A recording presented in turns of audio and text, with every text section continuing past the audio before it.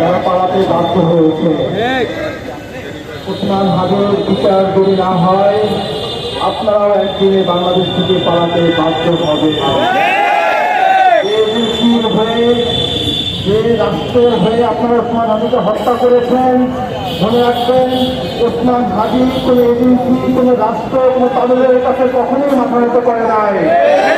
যদি মাথা নত করত, অন্য অন্য বিক্রি হওয়া জোটাদের মতন সে সুখে জীবনযাপন করতে পারত।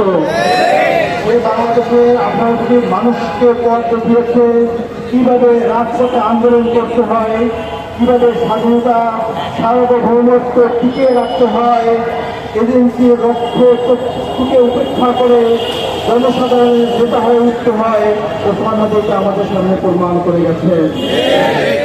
আপনারা দেখবেন জীবিত ওসমান হাদির চেয়ে শহীদ ওসমান হাদি অনেক শক্তিশালী হয়ে আমাদের মাঝে ফিরে আসছে।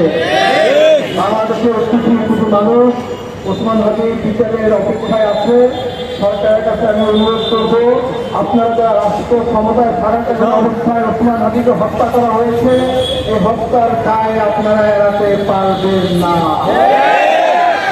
আপনাদেরও বিচার হবে। আজ হোক 10 বছর পরে হোক, বিচারের কাজ করা আপনাদেরকে দাঁড়াতেই হবে।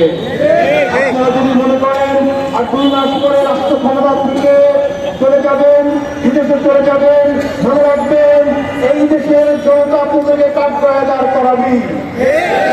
তাই সরকারকে অনুরোধ করবেন, দ্রুত নিজেদেরকে আমাদের সামনে উপস্থাপন করুন। নির্বাচনের পরিবেশকে যাতে যুক্ত না হয় বিচার করুন। আপনারা ওসমান হাদিকে হত্যা করিয়েছেন, আবার আপনারা এই যে ইস্যু করে নির্বাচন বাঞ্চাল করার চেষ্টা করতেছেন। দিব না। ওসমান হাদি বলেছিলেন ফেব্রুয়ারি গিয়ে কাছে নির্বাচন হতে হবে, সেই নির্বাচন করার জন্য সে প্রস্তুতি নিয়ে মাঠে নেমেছিল, কিন্তু তাকেই হত্যা করে নির্বাচন বাধাগ্রস্ত করার চেষ্টা হচ্ছে।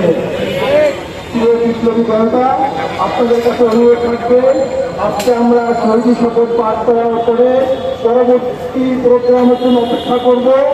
পরবর্তী প্রোগ্রাম থেকে খুনিদেরকে গ্রেফতার করা না পর্যন্ত রাজপথ ছেড়ে আমরা যাব না ইনশাআল্লাহ।